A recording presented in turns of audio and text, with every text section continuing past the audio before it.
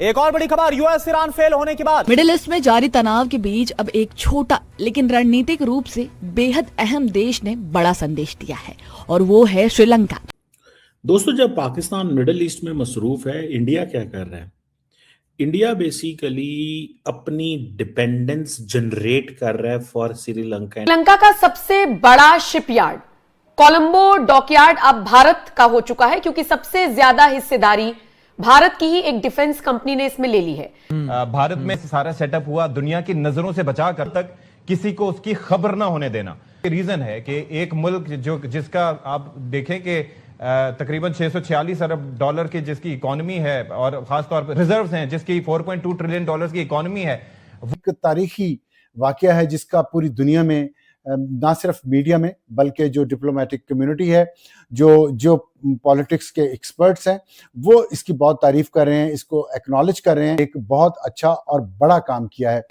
लेकिन आप इसको अगर इस तरीके से देखेंगे कि श्रीलंका जो इस वक्त इंतहाई मुश्किल सूरत हाल में था, तो भारत किस तरीके से आगे बढ़ा और उसने कहा कि हम इसको निकालते हैं सिचुएशन से, और उसने ये किया। एक तरफ हम आसमान से गिरे और खजूर में अटक गए, पूरी दुनिया में अपना मजाक उड़वाया। मुज़ाकरात हो रहे थे, ईरान और अमेरिका के लाइमलाइट खुद लेने की कोशिश की और सब कुछ गले पड़ गया है। अच्छे भले अपनाए हरमत से जहाज पाकिस्तान का झंडा लगा के फराटे भरते हुए गुजर रहे थे, वो भी बर्बाद हो गया कि पाकिस्तान के साथ इस मीर जाफर ने क्या कर दिया है और पाकिस्तान को किस तरह टके टोकरी कर दिया गया। भारत के मिनिस्ट्री ऑफ डिफेंस का शेयर 51% हो गया है। भारत ने श्रीलंका के साथ सबसे बड़ी डिफेंस डील की है 26.8 मिलियन डॉलर की। श्रीलंका में चीन के हमन टोटा के जवाब में भारत का यह कोलंबो डॉकयार्ड है। मझगांव डॉकयार्ड लिमिटेड के चीफ कैप्टन जगमोहन इसके नॉन एग्जीक्यूटिव चेयरमैन होंगे।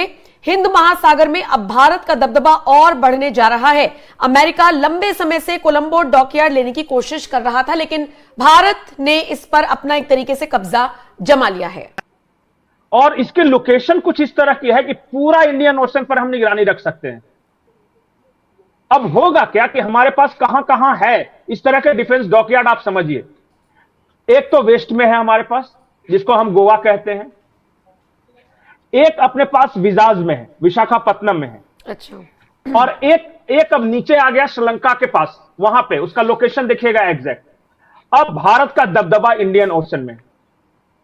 सुमेरा, ये पूरे प्रोसेस को खराब करने की कोशिश की जा रही है कि यहां से हम ये समझें कि जिस तरह के पोस्ट आ रहे हैं, तो इससे इट मींस कि ये जो प्रोसेस है, लेकिन यानी प्रोसेस कंटिन्यू हो रहा है। तो आप यहां से अंदाजा लगाएं कि इंडियंस आर प्लेइंग स्मार्ट इस गेम के अंदर। और इंडिया की जो सप्लाईज हैं श्रीलंका में, वो जो नरेंद्र मोदी और प्रेसिडेंट अनुरा के दरमियान फ़ोन कॉल भी हुई है इस हवाले से। तो कीप दिस इन माइंड कि what they are doing. So India अपनी रीजनल रिस्पॉन्सिबिलिटी फुलफिल कर रहा है, इंडियंस ये कहते हैं कि हम कंपैरिजन करते हैं हर चीज़ में इंडिया से, लेकिन कोई जो वो एड फ्राहम कर रहा है उसका भी कोई कंपैरिजन नहीं है। अब आप ये देखिए कि अगर पाकिस्तान और भारत के हालात अच्छे होते तो इस वक्त पाकिस्तान की सिचुएशन कोई श्रीलंका से मुख्तलिफ तो नहीं है, कोई 19-20 का फ़र्क होगा। शब्बर ज़ैदी साहब बता ही चुके हैं कि जी बैंकरप्ट हो चुके हैं। बैंकरप्सी जो है वो चुकी है, बताएं या ना बताएं। साजिद तारर साहब मौजूद है जो कि मुस्लिमिटी को यूएसए में जिस तरीके से रिप्रेजेंट करते हैं, I think he is the best. Sir, welcome to the show. और मैं आपसे यही जानना चाहूँगी कि अभी अमेरिका के अंदर कितनी तशवीश है, क्योंकि जेडी वेंस तो जब यहाँ पर आ रहे थे उनकी बॉडी लैंग्वेज को देख के लग रहा था कि वो पीसफुल टॉक के लिए आ रहे हैं और कोई ना कोई डील लेकर जाएंगे, लेकिन जाते हुए ये कह गए कि नहीं, हमारी जो टर्म्स एंड कंडीशन है उसको ईरान ने मीट नहीं किया। तो वहाँ पर कितनी तशवीश है अमेरिका में, और जो अवाम है उसमें भी और मीडिया में भी?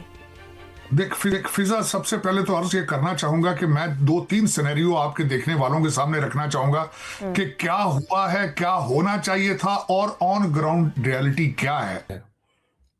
मैं इसको ये देख रहा हूं, मैं इसको जो चीज़ स्टडी कर रहा हूँ और देख रहा हूँ और मैं सारा समझ रहा हूँ, मुझे ये लगता है कि इंडियंस जो हैं वो दे बिलीव कि हमें किसी न किसी तरीके से इस चीज़ को मेक श्योर करना है।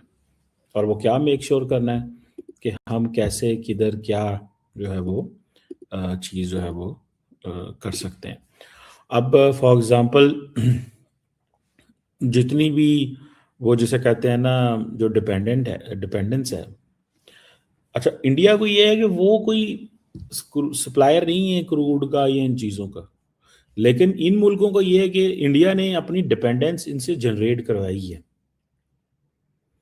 बांग्लादेश की जो एनर्जी वल्नरेबिलिटी है वो हाई है, क्योंकि उनको LNG वगैरह इंपोर्ट करनी पड़ती है। सो देखिए क्वेश्चन ये होता है समटाइम्स आप हालात ऐसे पैदा करते हैं, ठीक है जी,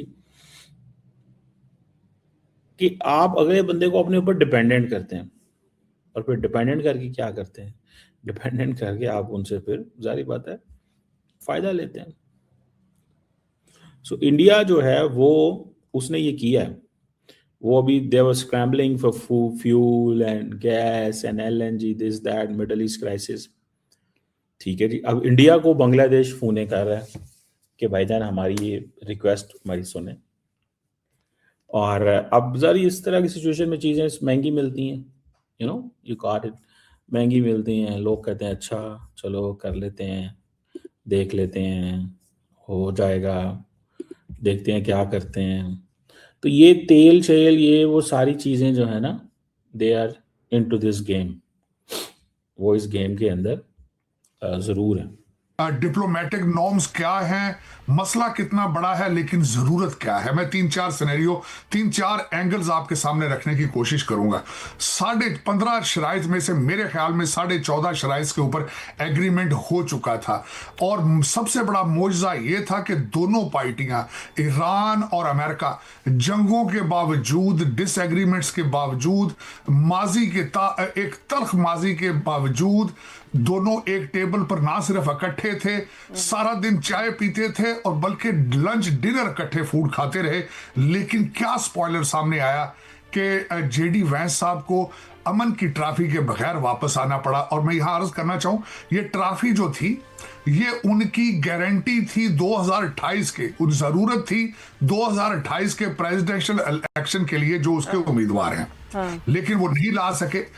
इस वक्त कई खदशात जन्म ले रहे हैं। मैं एब्सोल्युटली दुनिया देखती रह गई है और इंडिया ने मार ली है बाजी। श्रीलंका में चाइना और अमेरिका को पीछे छोड़कर भारत ने किया है बड़ा धमाका। दोस्तों, श्रीलंका से एक ऐसी न्यूज आई है जिसने पूरी दुनिया को हैरान कर दिया है। एक ऐसा पोर्ट जिसे लेने के लिए चाइना और अमेरिका सालों से तपस्या कर रहे थे, अब उसका नया मालिक भारत बन गया है। जी हां, स्ट्रेटेजिक पॉइंट ऑफ व्यू से ये इंडिया की बहुत बड़ी जीत है। चाइना जिस तरह इंडियन ओशन में अपने पैर फैला रहा था, भारत ने उसे काउंटर करने के लिए एक मास्टर स्ट्रोक खेला है। अब वहां चाइना का दबदबा खत्म होने वाला है।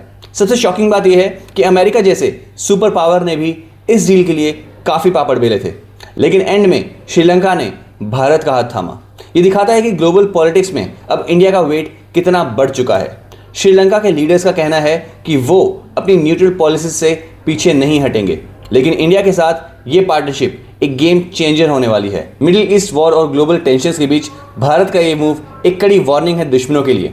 क्या आपको लगता है इंडिया ने चाइना को सही धूल चटाई है? कमेंट सेक्शन में जरूर बताइए। अगर आपको वीडियो अच्छा लगा तो वीडियो को लाइक और चैनल को सब्सक्राइब करना ना भूलें। मिलते हैं अगली वीडियो में। जय हिंद।